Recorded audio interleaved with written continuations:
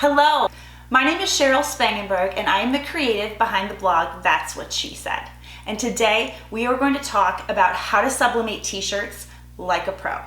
T-shirts are probably one of the most popular and common things that you will find being sublimated, and whether you're ready to do it as a hobby or possibly a business, we're going to talk about everything you need to know so that you will get perfect results every time, so that you're not wasting materials or money or your time, because I know how precious that is. So quickly, I just wanted to talk about the three main points in this video.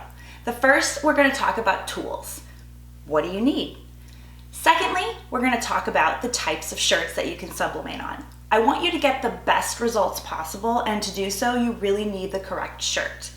And lastly, we're going to create a shirt from start to finish, literally start to finish. We're going to download the free software onto our laptops, onto my computer. I'm going to show you exactly how to do it.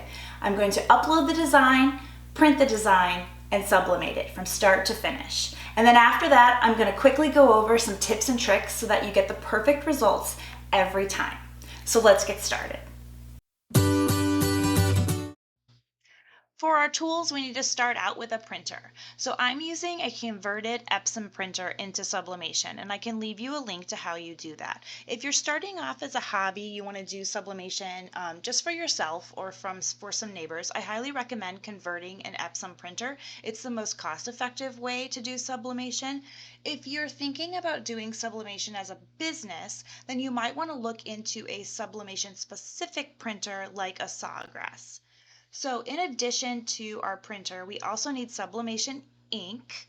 I'm using the Hippo brand, and I'm also using the Hippo brand sublimation paper.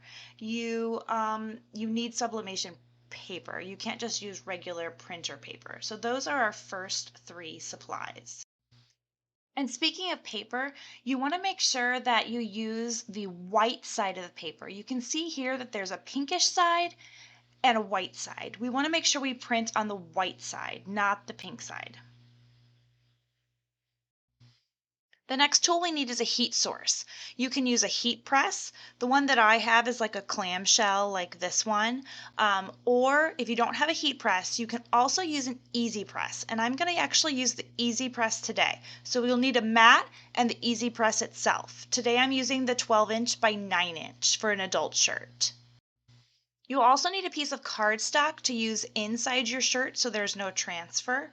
You'll also need some heat-resistant tape. They come in various different widths and sizes. You'll also need a lint roller. This is so very important. You have to get the lint or the little things off your shirt, or the sublimation won't transfer correctly. Also, butcher paper. This protects your heat source from any extra ink that may transfer over. And last but certainly not least are heat-safe gloves, especially if you're using a heat press. You need these 100% so you don't get burnt.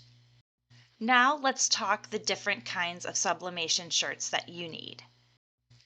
So here's our same design on three different shirts. This first one here is a Gildan cotton shirt, so a regular cotton shirt. The middle one is a 100% polyester shirt, and the last one is a 50-50 poly cotton shirt.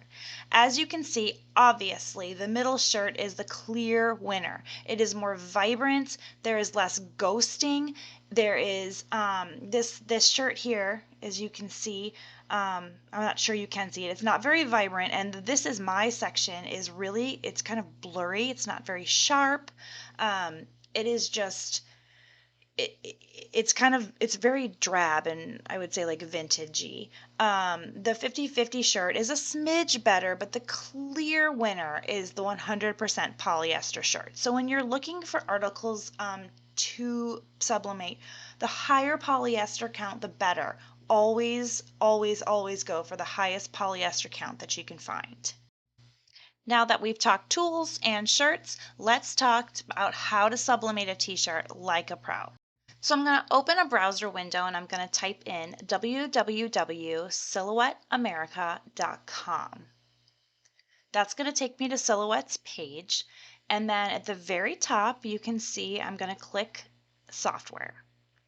That's going to open up and I'm going to click Get Software. Silhouette Studio is free for everyone, and you do not need to have a Silhouette cutting machine in order to use the software. So here's system requirements if you need to read those. I know that I normally choose the 64-bit, so I'm going to choose that and I'm going to download it to my computer. So once it downloads, I'm going to then double click it, and it will actually open the installer here, the little setup wizard, and I'm going to click through all of these buttons here. I just use the system defaults, and I'm going to start downloading Silhouette software to my computer.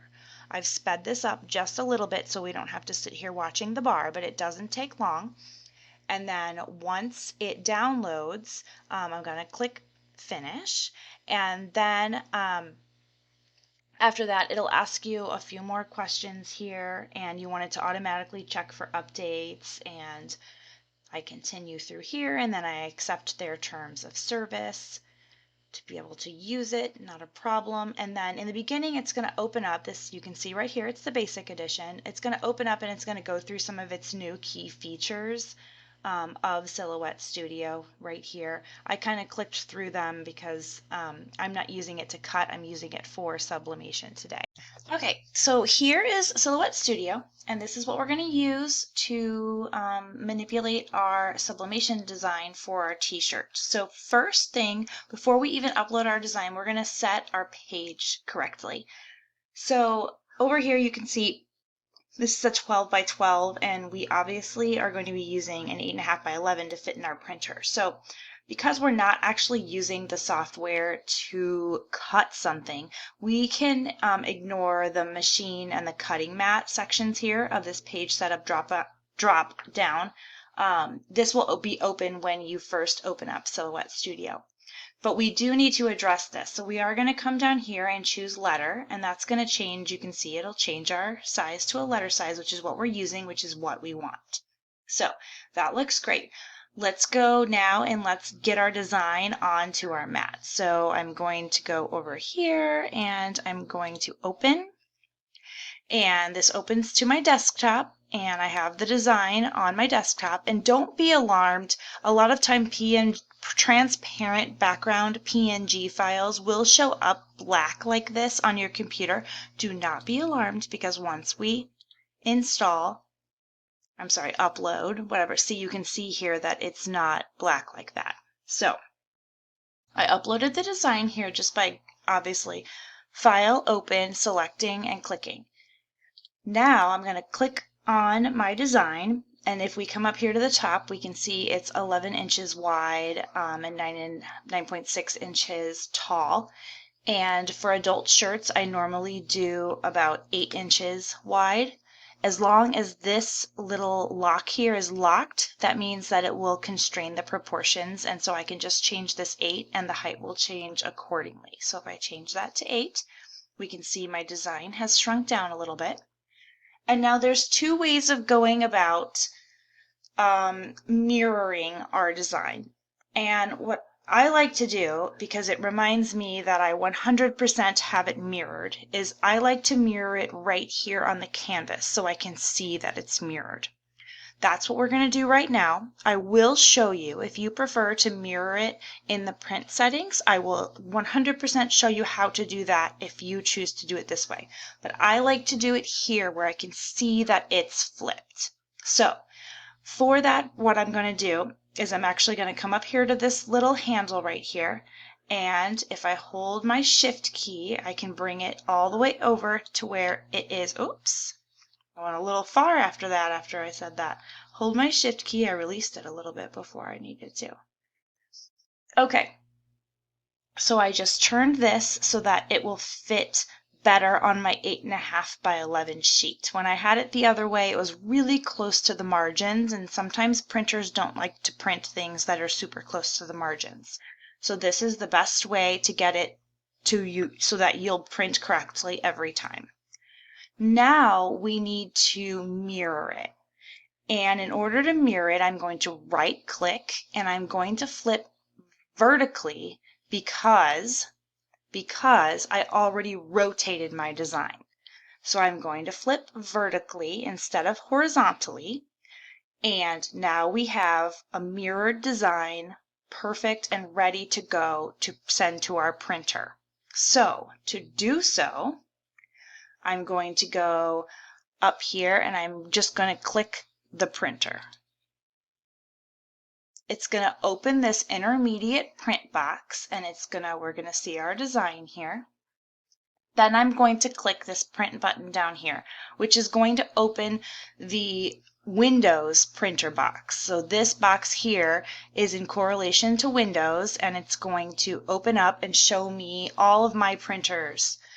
The printer that I need for this is the EcoTank 2800 series, the Epson that I converted to a Sublimation. So that's chosen, and that's exactly what I need.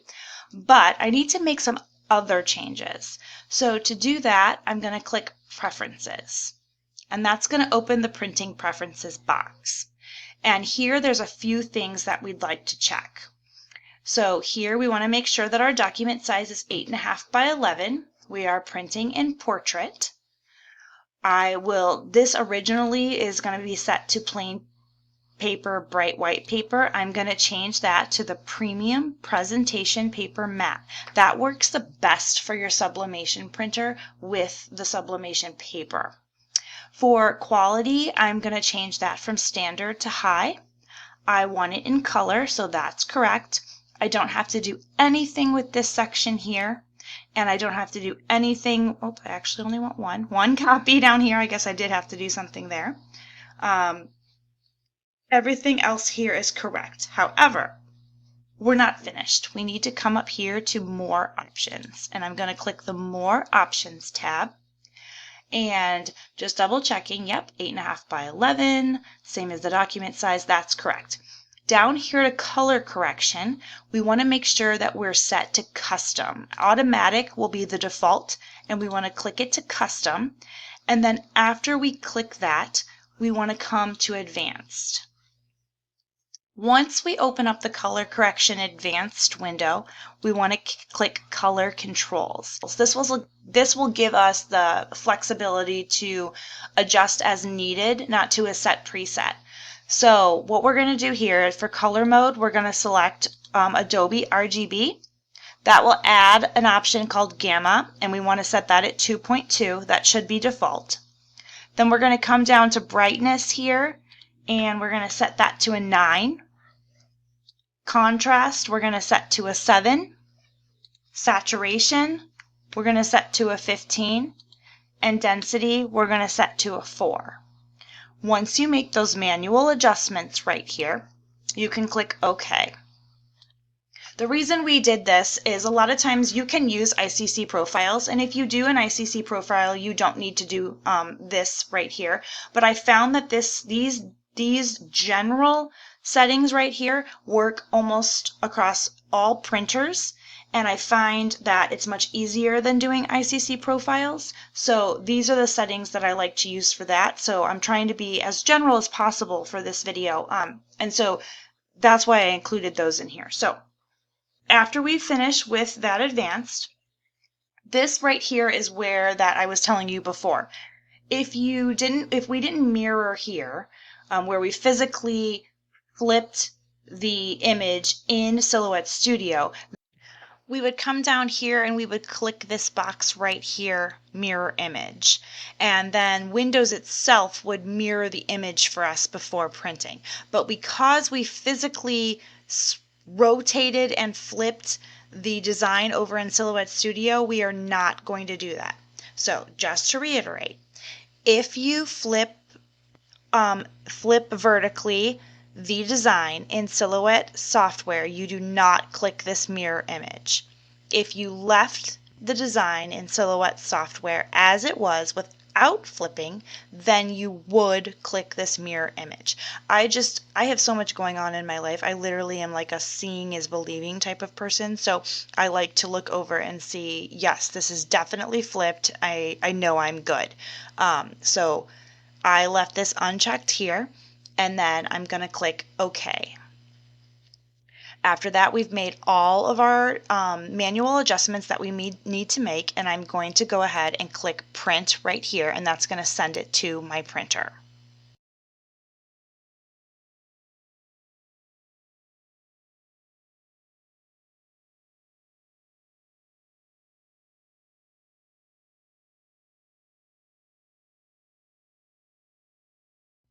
According to my sublimation paper box, I'm going to set my easy press to 400 degrees for 40 seconds.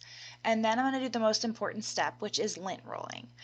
It's important to lint roll because if you have any threads or dust or little pieces of fuzz or anything, and you happen to sublimate over them, that when you then are finished and you remove the dust, thread, or pieces of fuzz, you're going to have a white spot there. It's going to take the sublimation instead of your fabric. So this is an important step that you should absolutely not skip. The next step is to preheat the area for, oh, I don't know, 5–10 seconds. What this does, it removes the sizing and the moisture out of your shirt. Don't skip this step either. Next, I'm going to insert a sheet of cardstock in between the layers of my shirt. And what this does is it makes sure that when I sublimate on the front part of my shirt, the sublimation does not leach through to the back side of my shirt. I only want the design on one side. So placing a piece of cardstock in there is necessary. I'm going to flatten all the wrinkles out, and then I'm going to take my sublimation design and I'm going to, you can see here that we have it printed and flipped. Do not worry if the design is dull when you print it out of your printer. That's completely normal. All the colors will become much more vibrant once we press. So I'm going to center it on my shirt, and then I'm going to use some heat resistant tape to keep it in place. This is important also. If you don't use tape, you run the risk of your press moving the paper, and that can create blurring, shadowing, and just designs that are not crisp and appealing to the eye. So it's really important that you do use the heat resistant tape and tape your design down so that it does not move during the sublimation process. So to protect my heat press, I'm going to now put a piece of butcher paper on top of my design. This makes sure that if any ink on the sides or edges of my paper happen, we don't want them to sublimate up onto the plates of my heat press. So now I'm just going to take my easy press and I'm going to place it on top of the butcher paper, and I'm just going to apply some medium pressure, I would say, not much, just keeping it in place until the timer on the Cricut Easy Press counts down from 40 to nothing.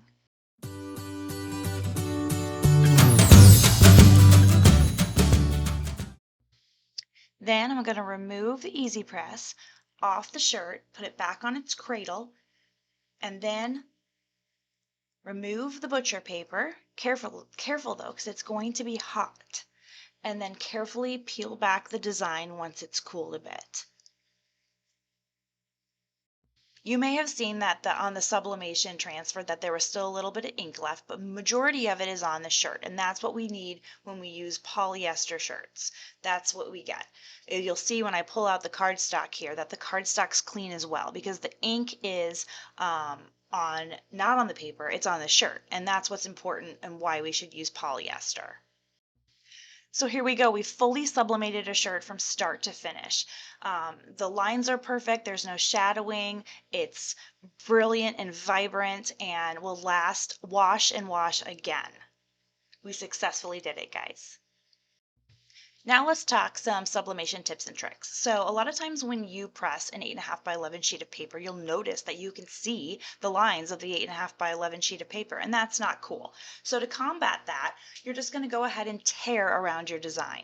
Don't tear your design, of course, just around it. It creates a feathered effect that once you press as normal, just using our tape and our heat press like we did before, you'll notice that you won't see the 8.5, 11 line markers anymore, and that's really what we're going for here. So just tear and press. Next up, I just wanted to show you what happens. This is a cotton shirt, and you can see here when I remove the paper, you can see the design on the paper. That means that some of the ink went through the shirt and onto the paper versus staying in our shirt, which is another reason why it's so important to use polyester.